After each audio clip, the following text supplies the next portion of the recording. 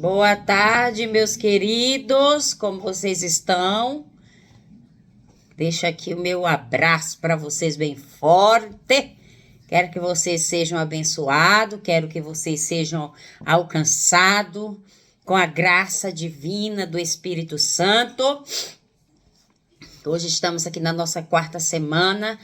Não tenho podido gravar os vídeos devido aos meus horários, mas tenho orado, apresentado a Deus esse canal, apresentado a Deus as pessoas que têm estado conosco todas as vezes que eu gravo o vídeo. Que Deus possa nos guardar, nos proteger, nos abençoar, nos fortalecer com a força do Espírito Santo. Que Ele possa te abraçar nessa tarde, te dar um acolcho bem forte, sabe aquele acolcho assim que dá, assim que a coluna vertebral faz trec, trec, trec, que você possa receber esse abraço, receber essa benção, receber esse aperto aí que você está precisando, que o Espírito Santo possa realmente te alcançar nesse dia de hoje, porque o Espírito Santo, ele é a terceira pessoa da Trindade, né? Ele é a terceira pessoa da Trindade, Pai, Filho e Espírito. Mas o Espírito Santo está conosco, porque foi uma promessa que Jesus disse para os seus discípulos: eu vou para o Pai, mas eis que eu enviarei o Consolador para que esteja com vocês. Então, nessa tarde, a esperança é confiar em Deus. Amém? A nossa esperança está em Deus. Ele promete nos abençoar e dar-nos a vida eterna. Deus não mente, por isso podemos esperar nele. Esperança é confiar no que ainda não vemos, né? Deus, ele não mente, por isso podemos esperar nele. Se a palavra de Deus não é mentirosa, nós podemos esperar nele. Esperança é confiar no que ainda não vemos. Esperança é confiar naquilo que a gente não vê. Muitas vezes colocamos nossa esperança nas coisas erradas, no dinheiro, no emprego, em pessoas, em nossa capacidade. Todas essas coisas podem falhar, mas Deus nunca falha. Ter esperança em Deus é colocar nossa confiança na pessoa certa. A esperança produz bons efeitos na vida. Se vivemos com confiança, o medo diminui, crescemos na perseverança e somos mais alegres. Põe a sua esperança em Deus. A gente não pode confiar nas coisas erradas. Você não pode confiar nas coisas erradas, no seu dinheiro, no seu emprego, nas pessoas, que sempre você vai ter decepção. Porque se você fizer confiança no seu emprego, no salário que você recebe e nas pessoas, quando você tem uma decepção, você se decepciona, você não vê Deus na sua vida. Porque muitas vezes as pessoas se garantem no que tem, nas amizades que tem, no emprego que tem, né? Mas, de repente, tudo isso acaba. Um dia você vai dormir, vai chegar no seu emprego, você vai chegar uma notícia que você está admitido. Um dia você vai no médico, chegar no médico, você vai ter um diagnóstico, você está com a doença que para o homem não tem cura, tá? Muitas vezes você recebe um telefonema que alguém da família, aconteceu uma tragédia, aconteceu alguma coisa ruim, você se decepciona. Mas o que eu estou querendo dizer para você, que nós não podemos confiar na nossa capacidade. Deus não mente. Passará os céus e a terra, mas a sua palavra não há de passar.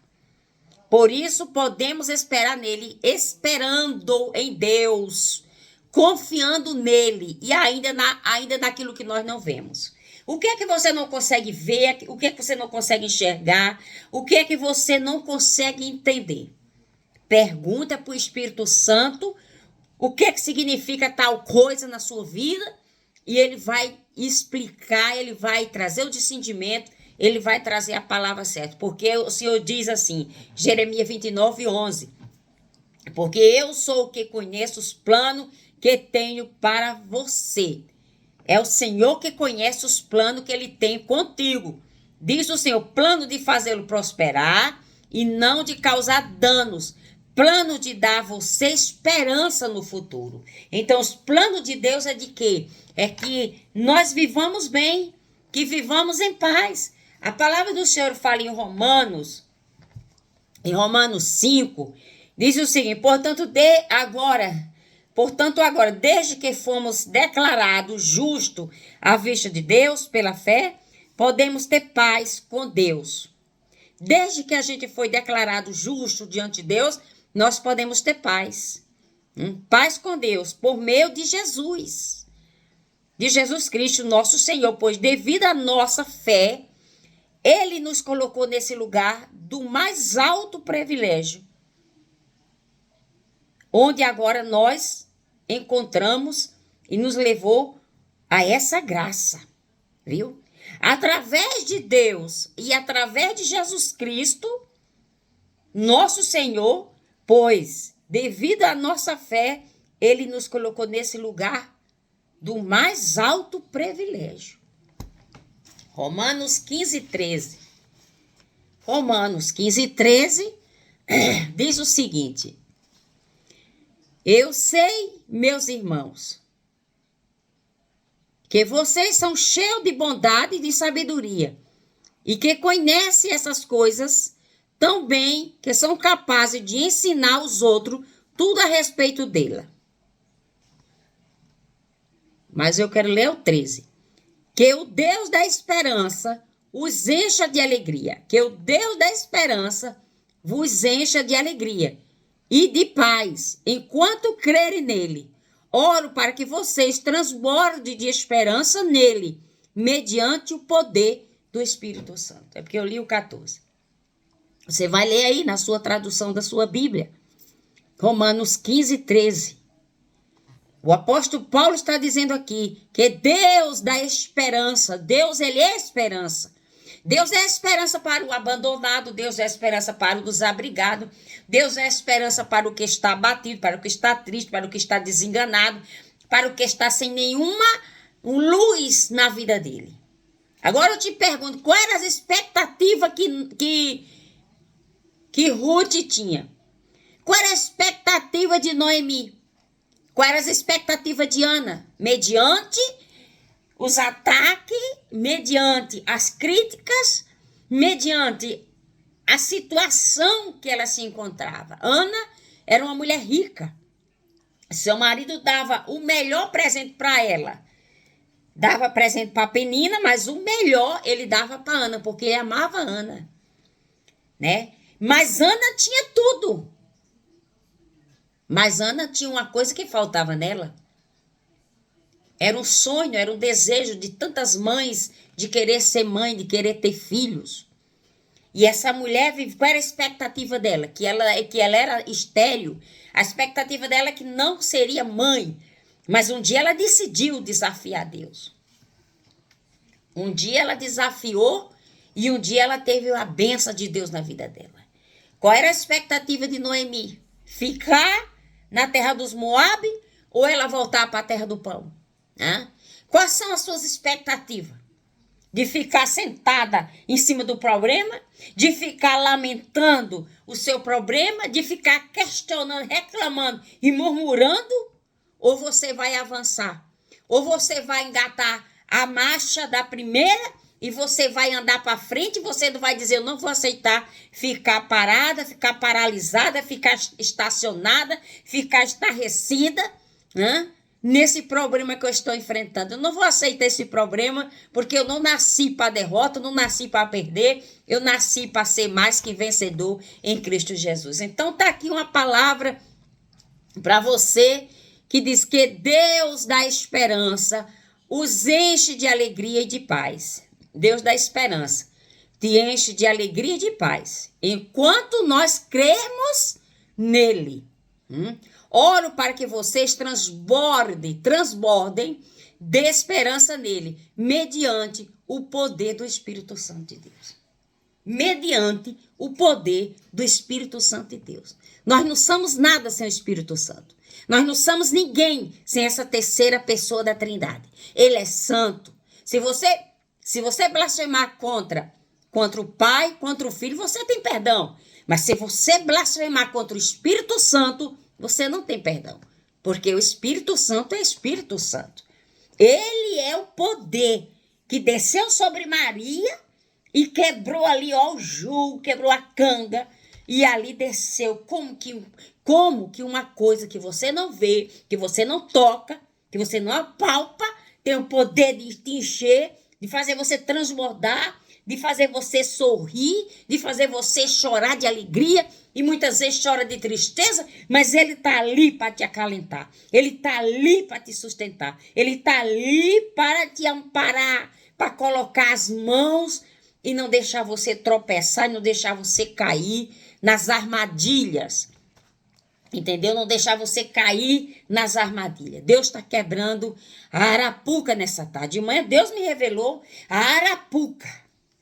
Quem sabe o que é uma arapuca feita de madeiras de pau fininho, como da grossura de uma caneta, a arapuca para pegar preá, para pegar pássaro, né? Arma a arapuca aqui assim, né? A arapuca tá aqui, aqui tem um gancho aqui com a arapuca aberta, o animal entrou aqui, fechou, ele tá ali preso ali dentro. Mas nessa tarde Deus está quebrando o laço do passarinheiro, Deus está te livrando da seta, da lança, dos dados inflamados, Deus está quebrando, está desviando a seta envenenada que vinha contra você. Deus vai mudar a tua história a partir dessa tarde. Deus vai fazer uma moabita. Os moabitas só trabalhavam para destruir o povo de Deus. Os filisteus, medianitas, queriam tudo que era do povo de Deus. Deus usou Gideão para livrar o povo das garras dos medianitas. Com apenas 300 homens.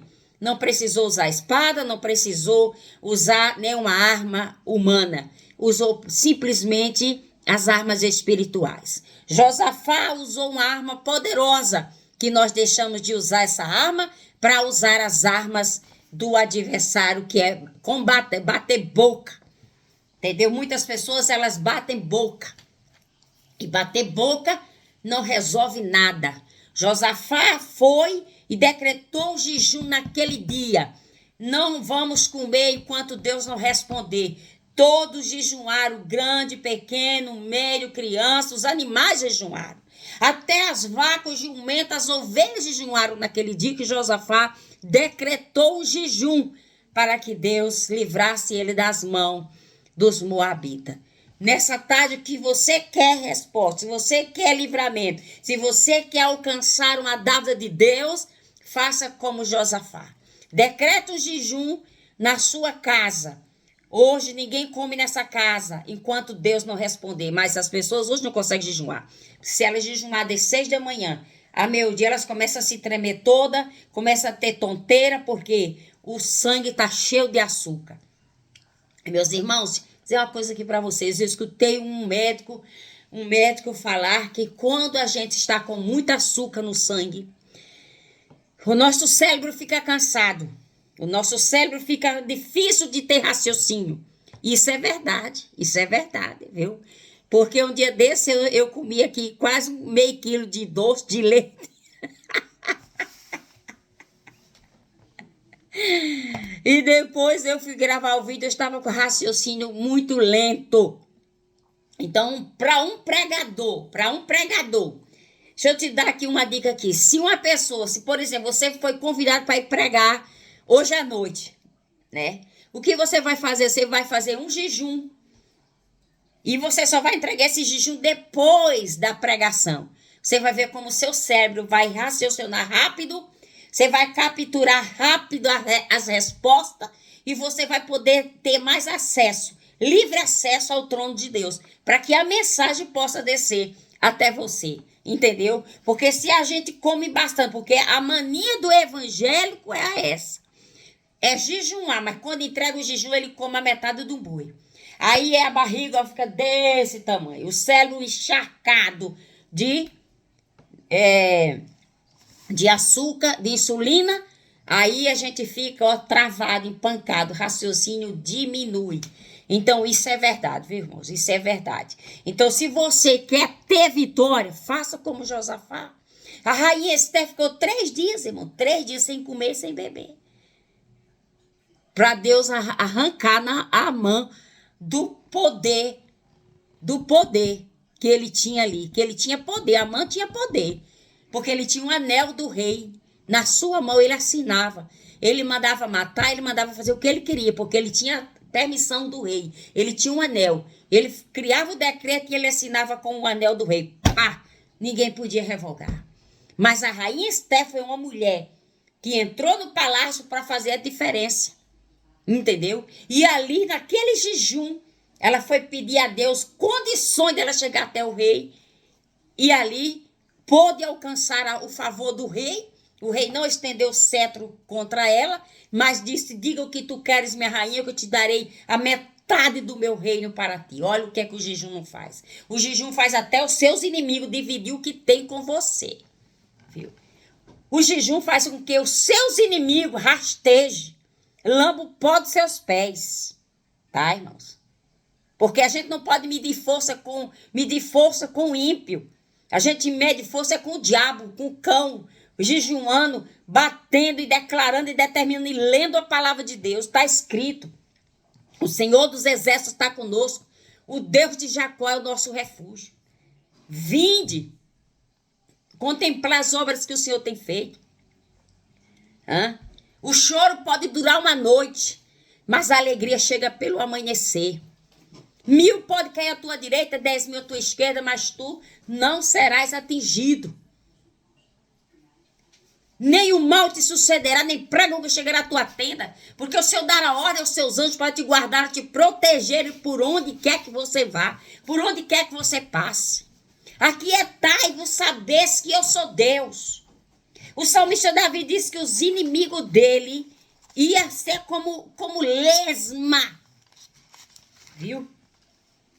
Como lesma, atolado. Aqui diz assim: glória a Deus, é porque eu perdi essa palavra, está escrito no Salmo. No Salmo aqui. Glória a Deus. Ó Deus, quebra os dentes deles, porque são ferozes como leões fortes. E o Salmo 61 diz: o Senhor Deus é a minha fortaleza, segura uma torre forte contra os inimigos. Deus, ele vai ser uma torre forte. Deus vai ser uma torre forte contra os seus inimigos, contra as adversidades que têm surgido na sua vida. Se os inimigos têm se levantado contra você, contra mim, eles vão virar uma lesma e vão morrer dentro da lama. Porque os nossos inimigos, aqueles que se reúnem, aqueles que usam telefone, aqueles que se sentam na mesa, aqueles que se brindam, falando mal de você, eles vão morrer, sabe, como atolado na lama, no problema, na dificuldade.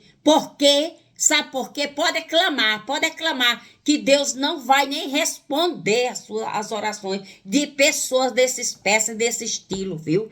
O salmista Davi disse: eles clamaram a Deus, mas Deus não respondeu a oração deles, porque a oração deles era amara, perversa, eles tinham adversidade no coração deles, pessoas que gostam, irmão, que gostam, entendeu? Mas Deus é juiz. A justiça de Deus é santa. E o trono de Deus é a base de justiça. Que nessa tarde Deus se levante para fazer infinitamente mais, além do que pedimos ou pensamos, segundo o poder dele que opera em nós. Você quer vitória nessa tarde? Então você receba aí. Receba a sua porção aí. Receba a porção dobrada do Espírito Santo na sua vida, como disse o apóstolo Como disse aqui Paulo, que Deus da esperança encha você de alegria e de paz, enquanto crerem nele. Oro para que vocês transbordem de esperança nele, mediante o poder do Espírito Santo. Transborde de esperança, transborde de alegria, transborde de convicção, transborde de certeza que quem está com você é maior do que quem está no mundo. Essa doença aí para Deus não é nada. Esse gigante aí para Deus não é nada. Essa tempestade aí para Deus não é nada. Você vai cantar o hino da vitória, você vai preparar o culto da vitória. Porque está chegando vitória, você vai preparar o culto da vitória. Deus está decretando, ordenando, liberando, confirmando e assinando a sua vitória nessa tarde. Tome posse da sua vitória nessa tarde, que Deus te abençoe, te guarde, te proteja. E vamos fazer as nossas orações com convicções. Que aquele que prometeu é fiel para fazer infinitamente mais, além do que pedimos ou pensamos, segundo o poder dele que opera em nós e segundo o poder, mediante o poder do Espírito Santo, que quebra, derruba e apraistai, que vai fazer algo extraordinário a partir de hoje. Você nunca mais vai se esquecer disso. A partir de hoje, Deus muda a sua sorte. Amém? Deus abençoe.